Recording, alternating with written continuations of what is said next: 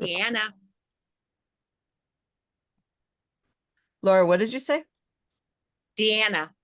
Deanna, I don't think I've ever introduced myself. I'm fairly new. would you please just tell us a little bit about yourself? I'm Deanna, and I am married with 6 kids. We live in North Idaho. Um, 2 of my kids are married. Um, 2 of my kids are in the process of converting to Judaism. We have a homestead. I milk cows. We've been on this journey. We've been keeping Torah for like 9 years now. So we came out of the Christian church. Remind me how you got connected to us. I'm friends with Laura Wright. Oh. We knew each other back when we were in the Christian church. We went to the same church. Okay. All right. It's the group has grown a little bit from like Teresa, you brought Ginny, right? And Natalie, you brought who did Christina, right? Right. Very good. Okay. So let's go ahead and start. And I want to start today with the second letter of our little Hebrew study. And here we go. Okay. So this letter is called Bet or Vet or Bays or Vase. I know that sounds confusing, but we're going to go through it. Okay. So this letter here, is Aleph, right? That we did that last week. Okay. And we have 2 versions of this letter, Bet and Vet. Okay. The difference between them is that one of them has this dot inside. Okay. And that one is called Bet because it makes a B sound like ball. And some people remember this by noticing that it has a small ball inside. Okay. And the other form looks exactly the same on the outside. It's like that, line, but there's no dot in the middle. And that we pronounce, it makes the V sound. Okay, V as in vase. And the numerical value of this letter is 2. It's the same letter, just with 2 forms. So the Aleph numerical value is 1, and the Bet numerical value is 2. And this is where we get Aleph Bet, or what we say in English, alphabet. Okay. And I want to just teach you something about this letter. So this letter, this one here, this Bet, is the first letter in the entire Torah. The Torah begins with a Bet. And there's a little teaching about this, which I'll share with you. This is what it looks like. Okay. The very first verse, so we're talking about Genesis 1:1, or as we say in Hebrew, Bereshit, begins with Bet. And the very first word is Bereshit. Bereshit bara Elohim et hashamayim ve'et haaretz. And here's the teaching about that. Okay. It comes from the Mishnah that the letter Bet is closed on 3 sides and it's only open. Now remember that in Hebrew we read right to left.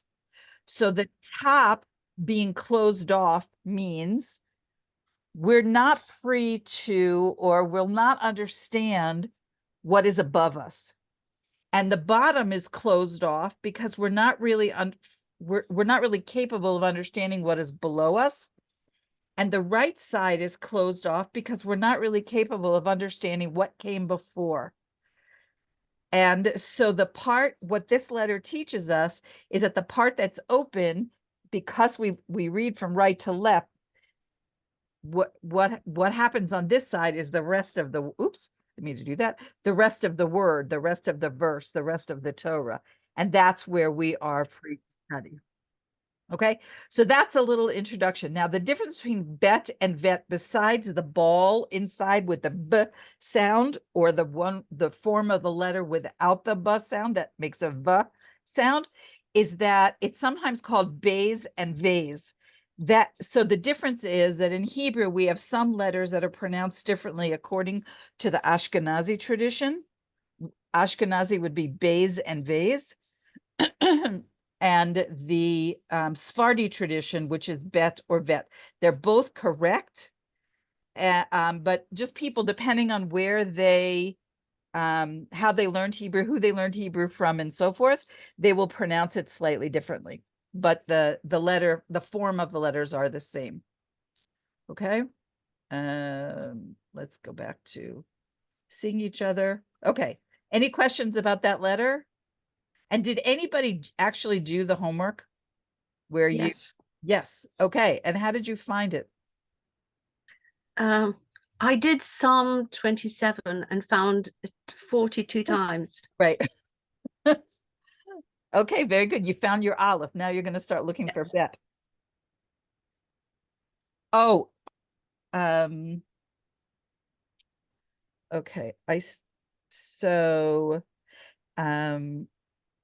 Hang on just a second. I want to get Catherine to just introduce herself because she came in after we started Bet and Vet, and she's new with us. Can you say hi and tell us a little about Hi. who you are and how you came to join us and where you are in your journey?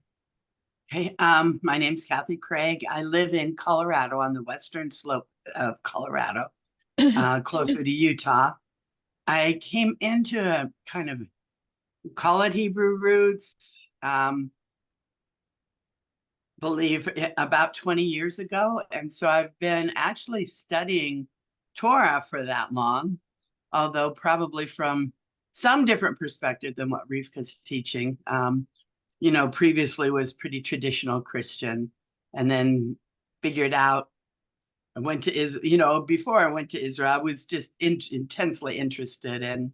Now I've been to Israel 11 times and I'm jonesing to get back there right now, waiting for it to be a little bit more peaceful before I come, unless the Lord leads me on. But I use a lot of the Jewish resources. I've tried to learn Hebrew, taken 4 different classes, and I still feel like I'm a total beginner. But I love learning, and I met Rivka several years ago, and we spent an afternoon together talking, and I just really enjoy everything she has to share.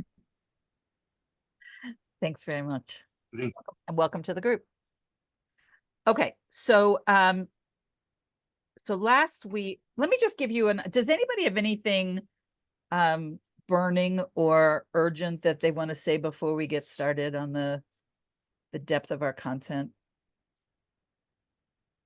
No. Okay. Okay, so last week I sort of mentioned this one comment, and some of you, Helen, I remember that you were particularly interested in hearing about this comment about how one of the verses of the chapter of Tehillim, the chapter of Psalms that we were learning, was a reference to the story of David and Goliath. So here's the part that I want to expand on this, because first, I just find it fascinating that I know and trust that you guys know Bible stories. And what I feel like I can add is the backstory, the rabbinic commentary about these stories. And so, excuse me, I did a bunch of interviews today and I talked a lot and my voice is a little weak, but we'll go on. Okay, so David HaMelech, King David, first appears in Tanakh in Shmuel Aleph, which you would call 1 Samuel chapter 16, when God sends the prophet Samuel, to the house of Yishai, Jesse, in Bethlehem, which is Bethlehem, to anoint a king to replace Shaul or Saul. So I'm using both the Hebrew and the English because I really prefer the Hebrew, and I'd love for you to be more familiar with it, but I want to make sure you know what I'm talking about. Okay, so here's the scenario.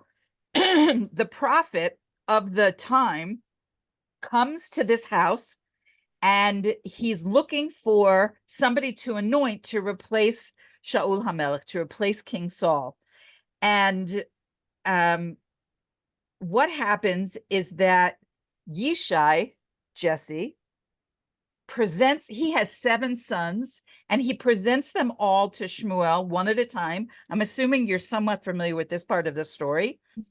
And Shmuel rejects every one of them.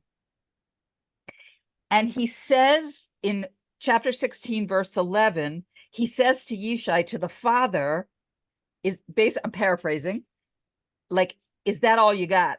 Like, are there no more boys in your household? And Yishai says, well, there's this young one. He's left. He's off tending the sheep. And Shmuel says to Yishai, Samuel says to Jesse, go get him. Because we can't sit down. We can't finish this job. I'm paraphrasing, but it's the conversation. We can't finish this job until he gets here. And so Yishai sends somebody off to bring David back. And David shows up, and the verse in chapter 16, verse 12 identifies him as ruddy. He's reddish, with fair eyes and a pleasing appearance. And Hashem says to Shmuel, the prophet, arise and anoint him, for this is the one. Okay, this is he. Now, it says in our commentaries that the anointing oil that Shmuel, that the prophet brought, started to bubble up when David came into the room or whatever, when he came into the area. So anxious was the oil, however you understand that, to be used in the anointing of this person that it started bubbling up. Now, does anything seem strange about this? So Yishai has these 7 sons, illustrious sons, strong, tall, good-looking sons that he parades in front of the prophet. And he only calls for David after Samuel specifically says, are there any more sons? Why isn't David presented with the rest of the sons? Okay, so that's the story we're going to talk about. It's important to know a little bit of genealogy here. Okay, so let's go back to the book of Ruth. In the book of Ruth, at the end, Ruth marries Boaz. Okay, and they have a son named Oved, which is related to, in Hebrew, Oved is related to avoda, which means work, but it also is a word that we use to describe prayer and service to God. Okay, Oved is the father of Yishai, the father of Jesse, and Yishai is the father of David. Okay, so Ruth is David's great grandmother. No, I'm sorry. It's so Ruth and Boaz, then Oved, then Yishai, then David. So Ruth is David's great grandmother, right? And Yishai's grandmother. Okay, so David is born into this family. Now, Yishai is not just like some schleppy farmer in Israel. He's actually a very illustrious personality, and he serves in his lifetime as at the head of the Sanhedrin. That is the Supreme Court of Torah law. He's one of the most distinguished leaders of his generation. It's important to know that he was a man of such greatness that the Talmud says that it was only because death was decreed into the world after Adam and Eve, Adam and Chava, ate from the tree of the knowledge of good and evil at the seduction of the snake, and he didn't die due to any flaw of his own. Okay, so that's the spiritual level of King David's father. And we know that David is the youngest in the family, which included these 7 other pretty impressive brothers. And yet, when David is born, the prominent family, Yishai and his 7 sons, treat him and his birth with contempt. If you look in the book of Psalms, chapter 69, in verse 9, he says, King David writes, I was a stranger to my brothers, a foreigner to my mother's sons. And then in verse 22, same chapter 69, verse 22, he says, they put gall in my meal and gave me vinegar to quench my thirst. So we do not have a loving family situation here. There's some, in what we would say today, there's some dysfunction going on. Okay, David was not permitted to eat with the rest of his family. He was assigned to a separate table and he sat in the corner. He was given the job, excuse me, he was given the job of a shepherd because his brothers literally hoped that a wild beast would come and kill him while he was out shepherding. And for that reason, he was sent out to dangerous areas that was populated by lions and bears. And so now we understand in Shmuel Aleph, in 1 Samuel chapter 17, verses 34 and 35, David says to Shaul, to King Saul, he says, your servant, meaning himself, kept his father's sheep, and when there came a lion or a bear and took a lamb of the flock, I went out after it and smote it and delivered the lamb out of his mouth. And when the lion arose against me, I caught it by its beard and smote it and I slew it. So David is telling King Saul, I had a hard job. I was out there in the wild with all of these wild animals. And when they came to try to steal my father's sheep, I had to basically kill them single-handedly. Okay. So this is David's life until he's 28 years old, rejected by his brothers, can't eat with the family, has the worst job in the family. His life is constantly in danger. And there's only one person throughout his life that is pained by this, besides David himself, that feels a deep empathy for this child. And that was King David's mother. King David's mother does not have a name in Tanakh, but we know her name from the Talmud. Her name is preserved. Her name is Nitzevet. Okay. And Nitzevet feels, in English, we would spell it Nitzevet, Nitzevet. You won't find that anywhere in Tanakh. It's only in the Talmud that we find her name. She felt the intensity of her youngest child's rejection as her own. She was anguished by this degradation that David lived under, but she was powerless to stop it. As the story unfolds, you'll understand why. She stood up by the sidelines. She's in solidarity with him. She herself is shunned, and she's very sad, crying all the time, but she knows there's going to come a time when the true story is going to be told and where justice is going to be served, but it's going to take 28 years of isolation and rejection and suffering and degradation until that finally starts to materialize. So let's talk about what the heck happened. Why was David treated in this way? Why was his mother on his side but unable to publicly support him?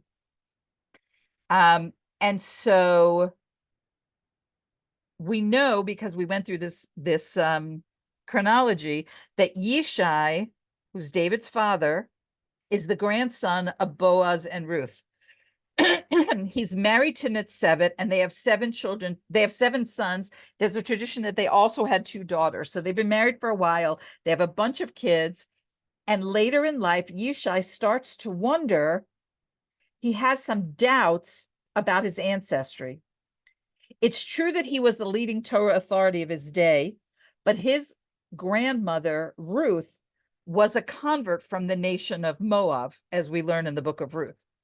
Now, if you know the book of Ruth, you know that during her lifetime, a lot of people questioned if her marriage to Boaz was legit, because the Torah specifically prohibits an Israelite from marrying a convert, a Moabite convert, because the Moabites, the nation of Moab, were cruel in refusing the Jewish people passage through their land, and they didn't offer them food or drink, even for money, when they wandered in the desert after being freed from Egypt.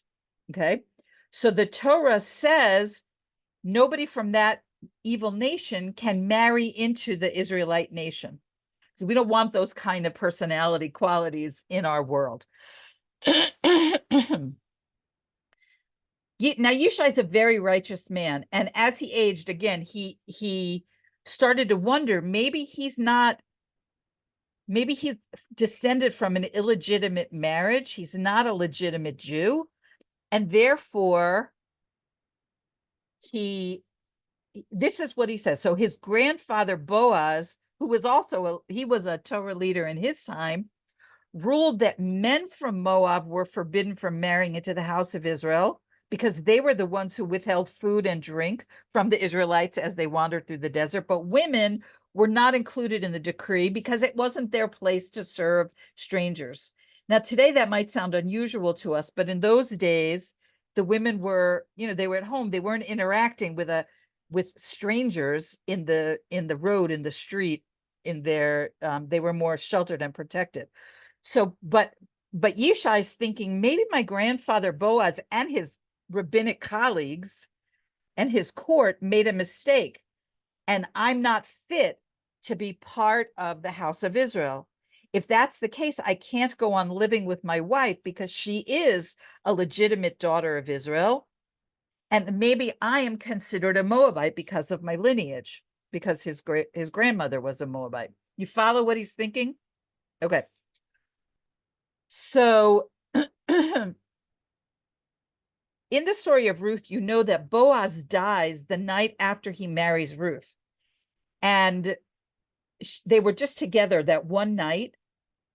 And that's where she conceives and subsequently gives birth to the son Oved, who is the father of Yishai. But some people who were doubting the legitimacy of this marriage between Boaz and Ruth said, aha, see, he died right after he got married to her. That proves that it was forbidden. So there was still in that time some question about this. Now, time would prove differently. Oved and Yishai and his offspring, as they were born, they were righteous Jews, righteous Israelites. And that proved the legitimacy of their ancestry, because the thinking is that such great men could not have come from a forbidden union. Nevertheless, when this thought occurred to him, it basically freaked him out so much that he immediately separated from his wife. And he was very open about why he did it. And the older sons knew about it. They knew why Yishai was no longer with the wife. But after 3 years of being separated, he now has a new thought. And that new thought is that he wants to have a child whose ancestry is unquestionable. So he comes up with a plan. In his household, there's a Canaanite maidservant. And he decides that he's going to be with her and have a child with her. He wants to have more children, but he doesn't want to risk this unanswered question. And so he proposes to this maidservant this idea. He says, I'm going to free you from servitude. And if my status as a Jew is legitimate, then you are free and you are now considered a Jew. And you can be free to marry me. But if my status is blemished, if somehow this ruling of my grandfather Boaz was wrong, and I am still considered a Moabite, and I'm forbidden to marry an Israelite, then I'm not giving you your freedom, but you can be, as a Canaanite maidservant, you can marry a Moabite convert, namely me, okay? So he's covered in either case. So the maidservant, she's aware of the anguish of Nitzevet, that Nitzevet is the wife that Yishai has not been with for 3 years. She knows that her mistress, I guess, is in pain being separated from her husband for so long. And she knows that Nitzevet wants to have more children. Now, according to the Chidah, this Shifcha, whose name this maidservant, we don't know her name. I looked, I couldn't find her name, but there's a tradition that she is a reincarnation of who? Who else in Tanakh do you know was faced with a similar situation? Can you think of a case of a maidservant being Hagar. a wife? Exactly. Exactly. So there's a tradition that she's a reincarnation of Hagar, and that she came to rectify the mistake that Hagar made when Hagar agreed to be with Abraham. Not only did she agree to be with Abraham as Hagar, but she also scorned Sarah. She looked down on her. That's straight out of the Tanakh. Okay, so here's the story. This maidservant went and told her mistress, Jesse's wife, Nitzevet, everything that Jesse had said to her, that Yishai had said to her. And Nitzevet said, well, what am I supposed to do? It's 3 years now that he hasn't touched me. And the maidservant says to her, I'm going to tell you what we're going to do. We're both going to prepare ourselves, meaning immerse in a mikveh, get dressed up, whatever. She said, tonight when he tells me to close the door of the room that we're in, I'm going to slip out and you're going to slip in. And that's what they did. Okay. So that evening, they shut the lights. Okay. When she goes to close the door, she slips out. Nitzevet slips in, and she's with Yishai that night, and she conceives King David. So this empathetic maidservant, whose name we do not know, is directly responsible for the birth of King David. Okay. Now, further, I find this so fascinating, because there's another midrash that these two women, in trying to figure out what to do, went to consult with somebody. The person they went to consult with, it's not necessarily a name you might know, was a prophet by the name of Achia Hashiloni. Achia Hashiloni was very old at this point. He left Egypt in the time of Moses. And since he was alive when the Torah was given, he was able to advise them that Yishai was totally kosher, like there was nothing questionable about his status, and that he could be with his wife. Okay. Achia Shiloni, by the way, is also known as the teacher of Eliyahu Navi, Elijah the prophet. He was still a prophet in the time of King Solomon. So he lived many, many generations. And he's the one, if you want to look it up, you can look in Malachim Aleph, 1 Kings chapter 11, verses 29 to 31. He's the prophet who tells Yeroboam, who you may know as Jeroboam, that Jeroboam's going to become king. Okay. But anyway, so these two women go to consult with him, and acting on his advice, they switch places that night. Now, what happens after 3 months? Nitzevet's pregnancy becomes obvious, and the sons, the 7 existing sons, are enraged because they believe that their mother has committed adultery, because they know that their parents separated, and they want their mother to be executed along with this illegitimate fetus that she's carrying. But Nitzevet did not say a word. Okay. She did not want to embarrass her husband by revealing the truth of what occurred. So there's another story in Tanakh that you may be familiar with.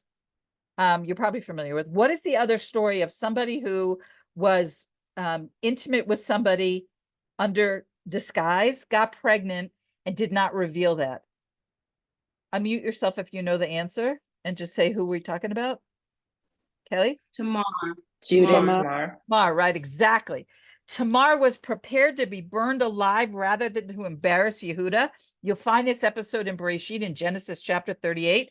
Nitzevet chose a vow of silence. And like Tamar, she would be rewarded for her silence with a child of greatness who would be in the lineage of Mashiach. So Tamar and Yehuda have, in that pregnancy, there are twins. One of them is Peretz.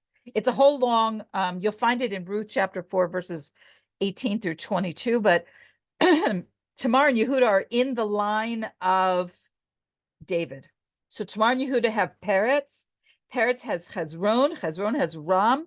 Ram has Aminadav. Aminadav has Nachshon. Nachshon has Salmon. Salmon has Boaz. Boaz has Oved. Oved is Yishai. Yishai has David. Of course, there's women involved in every stage of this, but this is all part of the line leading to Mashiach ben David. It's so fascinating.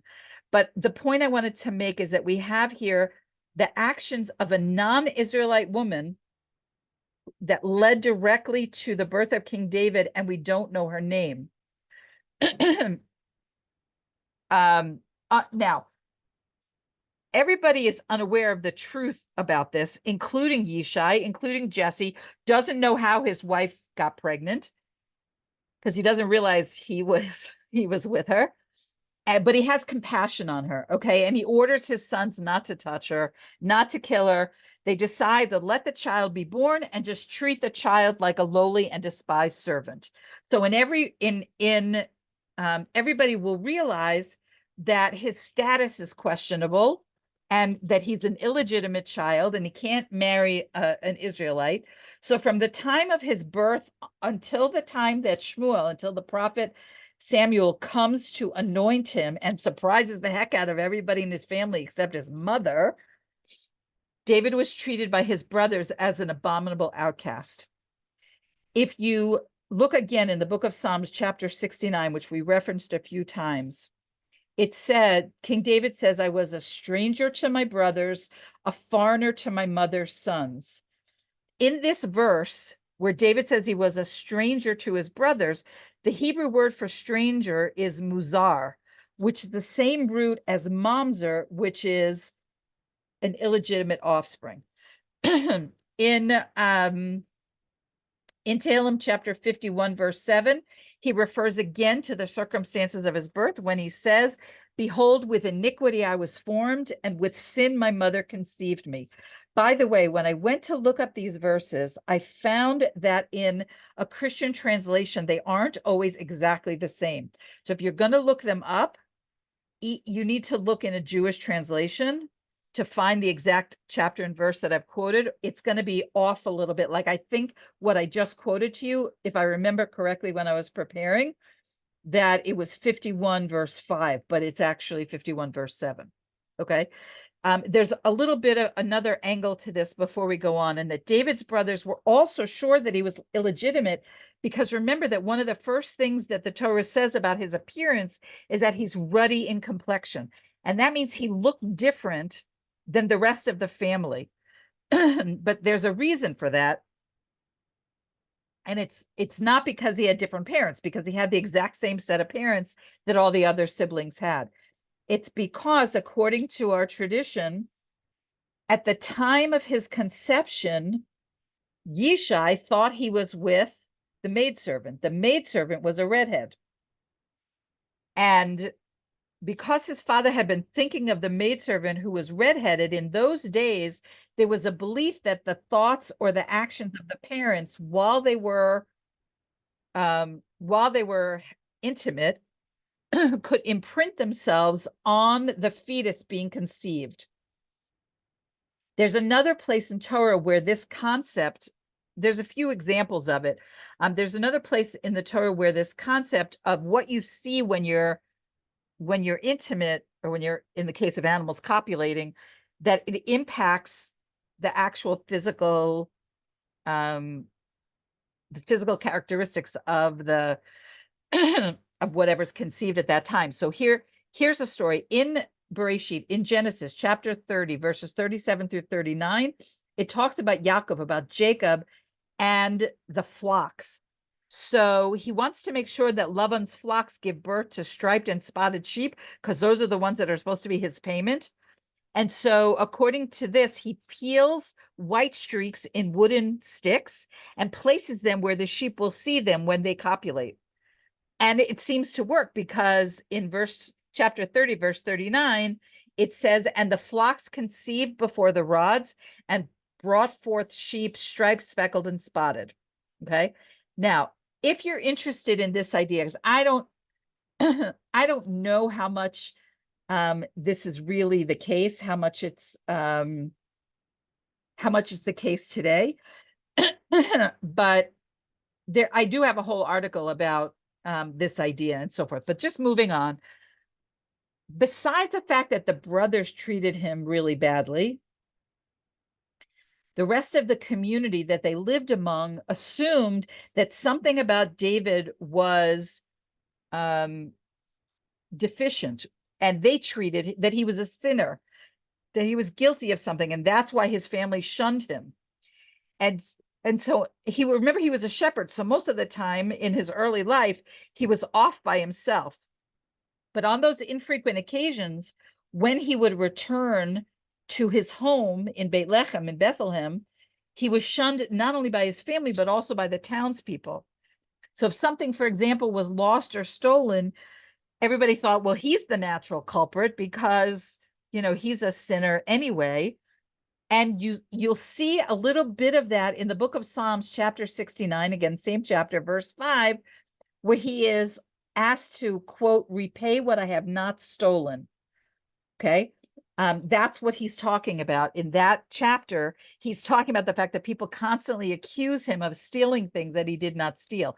It all goes back to this story of how he was maligned for the first 28 years of his life.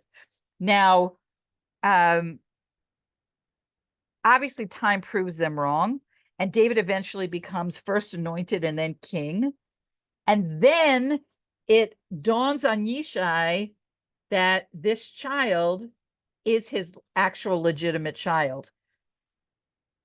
There is a verse in Tehillim in Psalms in chapter 118, verse 22, that is something that is ascribed to his mother. After he's anointed, his mother say this verse: the stone that the builders had scorned has become the cornerstone. It's a very famous verse, and it's a reference to David himself, that for the first 28 years of his life, he was scorned, and look, now he's been anointed as the next king of Israel.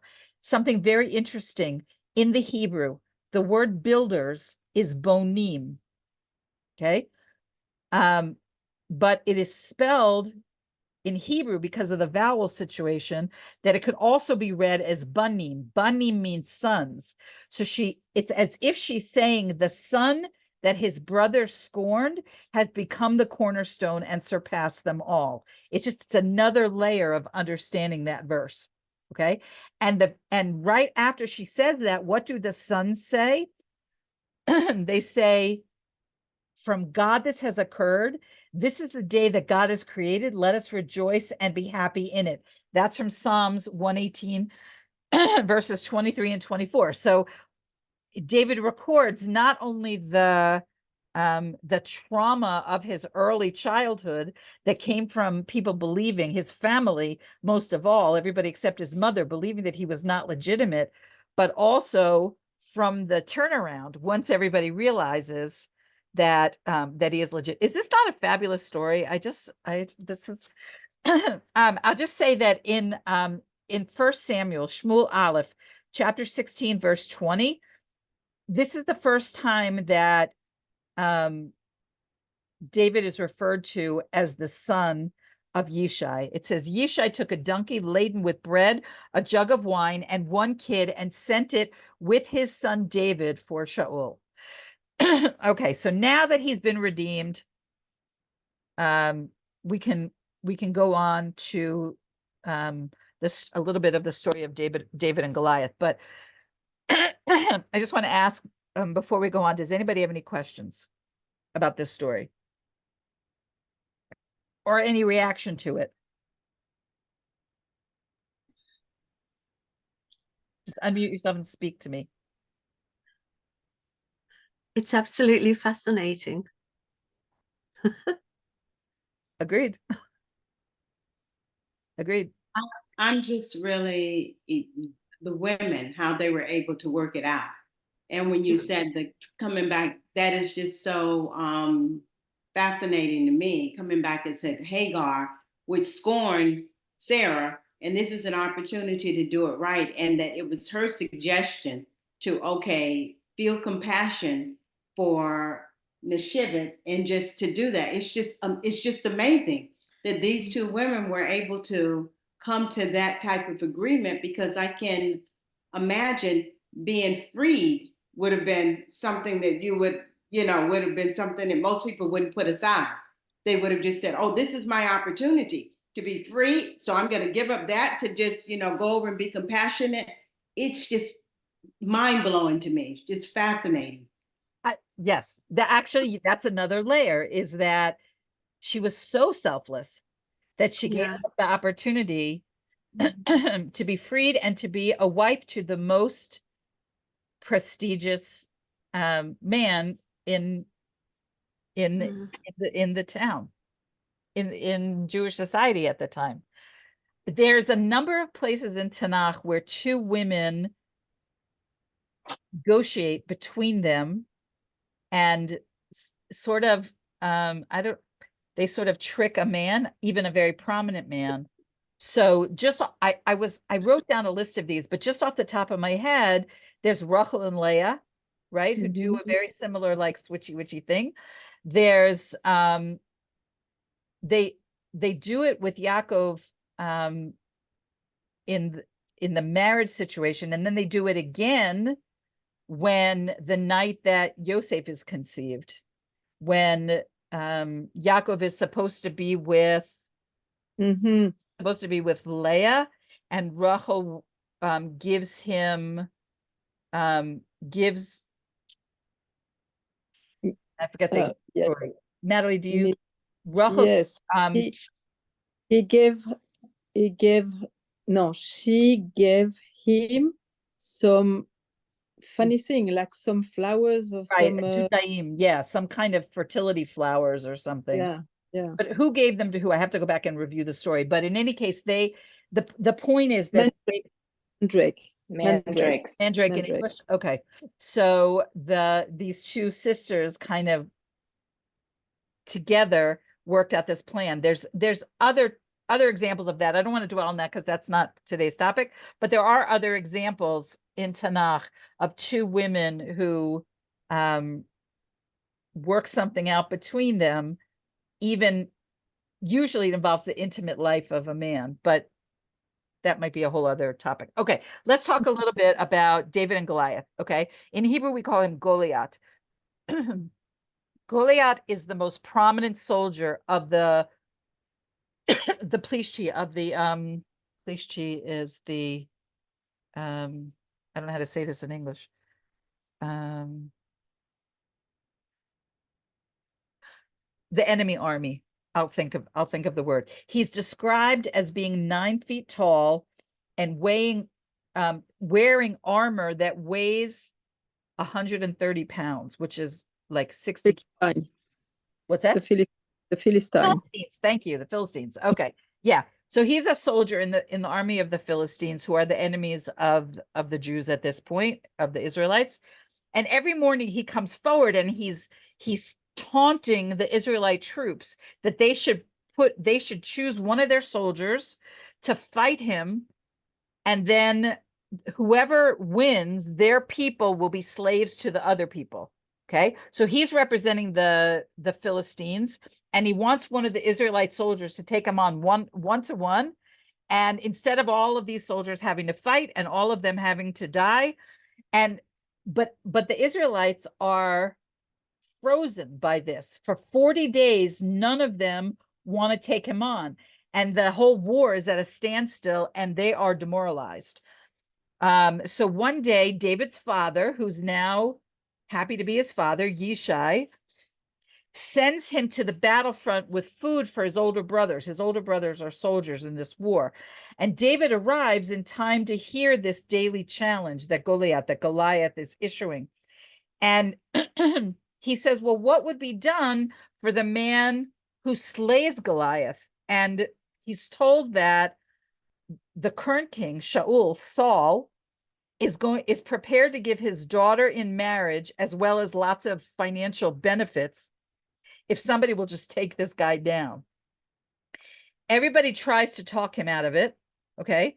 But David, who at that point, he's not a boy in the sense of like some books of Bible stories might have him as like 9 or 10 years old. We know he's at least 28 and he's already been anointed. Okay. But he's still a shepherd, and he decides he's going to take out Goliath. He's going to take out Goliath. And he explains that during his years being a shepherd, he's fought off bears and he's fought off lions that have attacked his sheep. And he believes that this is a quote from Shmuel Aleph, I think, from 1 Samuel chapter 17, verses 34 to 37, that God, the same God that protected him from the lions and the bears when he was serving as a shepherd, is also gonna protect him. Okay. And so King Saul hears that there's this guy who's going to take on this enemy, and he offers him his own armor, but it doesn't fit him. Okay. So David decides he's just going to go forth trusting in God, and he takes, with nothing but a stick, a slingshot, and some smooth stones. And Goliath is just incredulous that this basically unarmed, not even soldier, is going to try to take him down. Okay.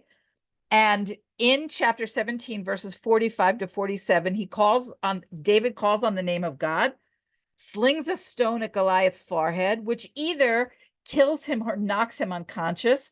And then David advances, takes Goliath's own sword, and cuts off his head. Okay. And the Plishtim, the Philistines, run away in terror because they cannot believe what they've just seen happen. Now, I mentioned last week, and in this context, I'll mention it again, that David and Goliath are cousins in this way.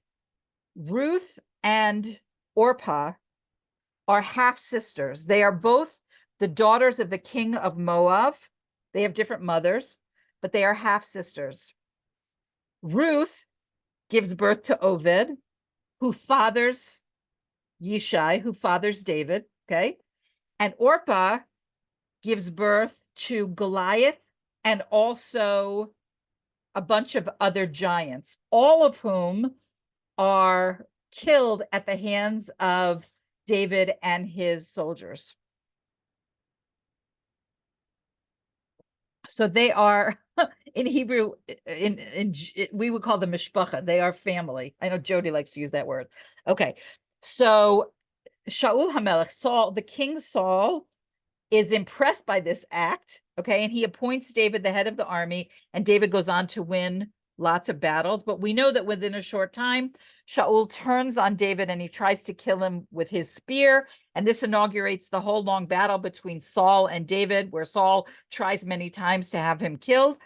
And we know that Saul's destiny, his time as king, is ending. And David's fame and strength is growing over the same period of time.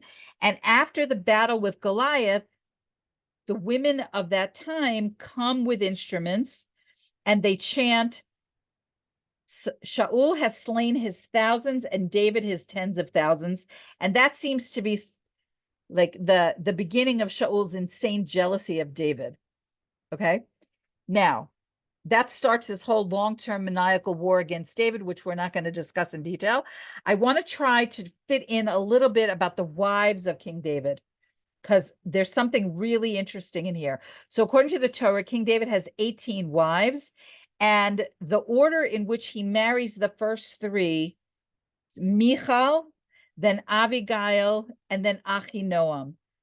5 or 6 of his wives are named in Shmuel Bet. This is the 2 Samuel, chapter 3, verses 2 through 5. I'm not going to go through that. You can look that up if you want.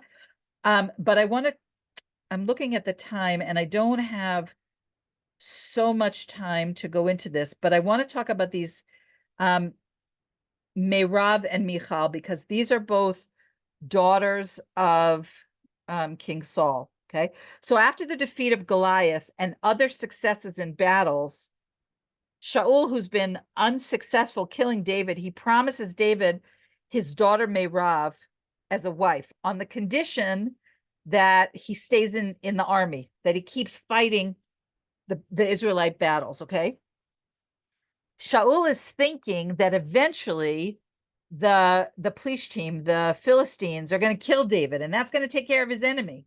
it's like a kind of military strategy. So he's going to be able to defeat his enemies, his enemy, that is King David. Well, he's not king yet. He's going to get David out of the picture without actually having to kill him himself. Now, this is an echo of a couple of things. Number one, it's an echo of what his brothers did, right? His brothers put him out as a shepherd with wild animals, hoping that they would take his life and he'd be done for and they wouldn't have to kill him himself. Okay. It's also a strategy that David himself uses later on to get rid of the husband of Bathsheba. We'll talk about that in a minute. Okay. But in the end, David does not marry Merab. Shaul reneges on his promise and he gives Merab to somebody else.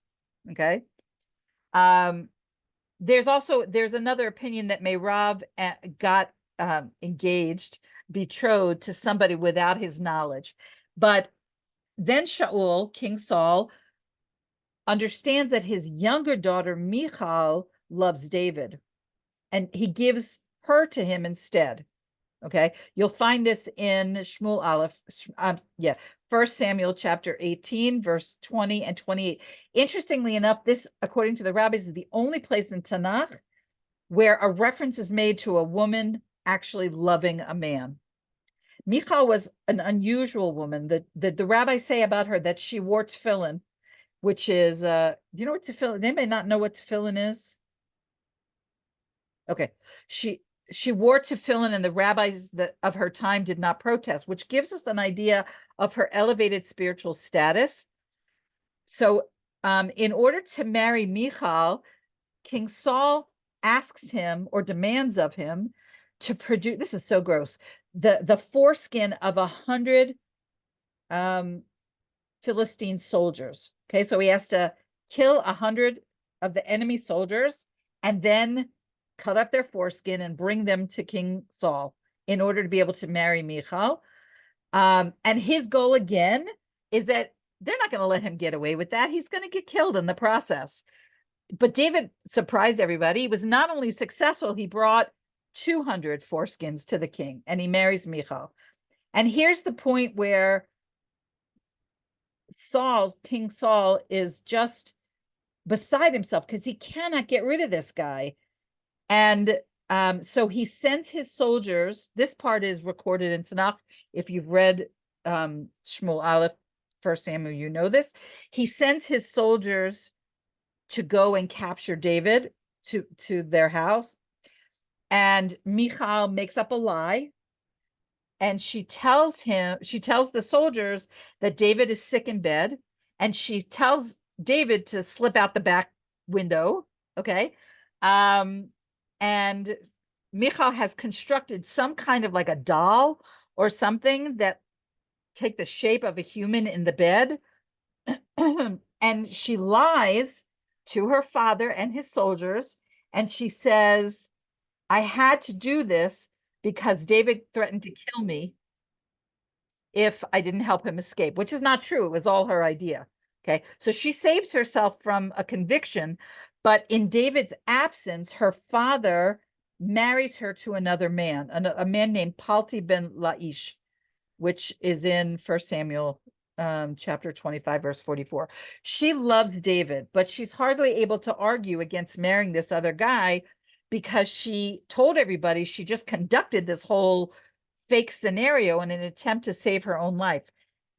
As hearing this story from her perspective, we can appreciate how difficult this was for her, because she sent away the man that she loves, and now to save him from her father's wrath, her own father wants to kill her beloved, and now she's bereft of that husband that she loves, and she's being married off against her will to another man. Now, there's a tradition, this is very powerful to me, that Michal is never intimate with Palti, that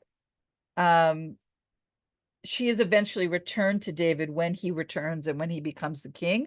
And the text describes Palti, the second husband, as weeping after her on her journey back to David. It seems that he loved her and he was devastated to lose her. And but she didn't ever sleep with him. And so there's a teaching, the Rabbi Yochanan says that we give Joseph a lot of credit for not falling into the clutches of Potiphar's wife who tried to seduce him. He is referred to as Yosef Atzadik, the righteous Joseph, because for one reason, that he did not give in to that sexual temptation. But they say that compared to that the triumph of Joseph is modest compared to the test of Boaz. What was the test of Boaz? If you remember, Ruth came to him in the middle of the night. She was a young, well, relative to him, he was like in his 80s and she was in her 40s, according to the tradition. And she came to him in the middle of the night and he did not sleep with her. He said, we're going to clarify this issue of whether I'm allowed to marry you, before he was with her. He said, compared to that, the trial of Palti ben Laish, that he did not sleep, he was never intimate with Michal, even though they were married and he loved her, that he was even greater in that temptation. Now I'm looking at the time. Okay. So I have more to say about two of the other wives, but I don't have time to say it all. So I'm going to do this. In these few minutes, I was gonna talk about Abigail and Bathsheba, but I'm just gonna jump to the conclusion that there are all these women in the life of King David that took risks for him. Nitzevet gave birth to him and hid his real paternity for 28 years. Michal chose loyalty to David and lied to her father in order to protect him. Abigail, who we didn't get a chance to talk to, argued Jewish law with David, and in order to save him from sinning with her husband at the time. And Bathsheba went to David on his deathbed to demand that he keep his promise to make Shlomo, Solomon, her son Solomon, the next king, in order to protect his future. Okay, so they all took risks to protect and to save him, all of them in his life. Very strong examples. Okay, examples of strong women. I'm sorry that we don't have time to go into those stories. But again, Michal protected his life and his reputation against Shaul. Abigail protected him from sinning with her husband Naval. And Bathsheba protected his legacy by making sure that he appointed Shlomo, Solomon, as the next king. Okay. There's so much more to say about this, but we're out of time. So I want to just give us the 2 minutes that we have left for you to open your mics if anybody wants to ask a question or make a comment. I'm happy to stay a little bit longer, but if any of you need to go after the hour, that's cool. But I'd like to hear from you what you have to say or what you want to ask or whatever about what we just studied. The amazing things for me is to see the character, the beautiful, amazing character that these ladies had. That we see of who? Of the ladies, like Netzevet, and like they were standing for what they knew was right, and they pay a great price for it. Right. But which is amazing, because again, we speak sometimes about redemption, and like redemption might come again with women, is women who are giving birth. There is a whole very interesting. Right, not might. That's what the rabbis say, that the final redemption will come in the merit of the women. Okay. And we can begin to understand the strength of these women. I didn't even talk about, but I should have in the conclusion, also what the maidservant did and what she risked. And imagine if Yishai would have found out that she tricked him, right? And what Margaret mentioned earlier in our class, that what she gave up was a chance to be free. and actually to join the Israelite nation. She gave up that chance and she remained a maidservant. So there's a lot of character in these women. Yeah, which is interesting because they are fighting for redemption, I would say, for the kingdom to come.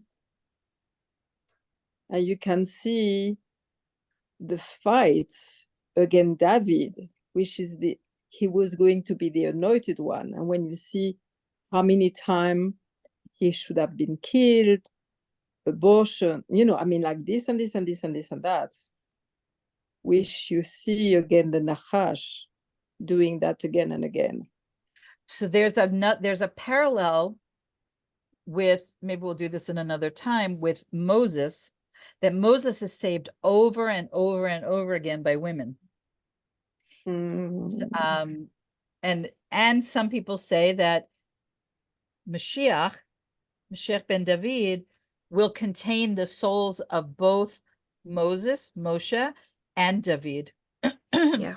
And so what I have found consistently to be true in Torah is that sometimes what is feminine is not on the surface. It's not like the straight reading of the text, because most of this is about men, men, blah, blah, blah. But it's like the women behind the story that until you dig a little deeper into Torah sources, you don't necessarily access, that are really helping to drive this story. Margaret, I see that you unmuted yourself. You want to say something? Right. This just reminded me of why you have to finish your book about women. Because I think that sometimes when we read the Torah, and you're right, men are so prominent, and we don't really see, the strength that's holding a lot of these men together are the women that are behind them. And I just think that book is just so necessary, because it brings, clarity, and it helps me to. I remember coming to Israel all the times, and they said the woman is the house. And now I understand why the woman is considered the house, because that's the person who holds everything together. And we just take it for granted because the man is always out there providing, and you're just like, what do these women do? And it's fascinating to me, because people would tell me, well, I thought women were like subservient because of the way they dress and the kind of like their silence. They're the silent energy that you don't really see. And then when I went there and I realized nothing could be further from the truth. Man, these women are really phenomenal. How do they do all these things? So your book is very, very necessary. I can't wait till you finish it. I really appreciate that encouragement, because I think I told some of you that I took the summer off, and then right after the summer came the Chagim and the holidays in the fall, and then there came the war, and then I got distracted, and it's very much on my mind, especially because of this, because what the book is 10 chapters of these kinds of stories of, the female character, but you don't know the backstory. And I don't know how many of you knew any of the pieces of, why was David's birth greeted with such scorn, and why was he treated this way, and why does he talk about all these verses in Psalms that I told you of, all these times that he says these things. Now you understand what he was talking about. So it all, like when you learn on that level, things make so much more sense, right? Anybody else before we go?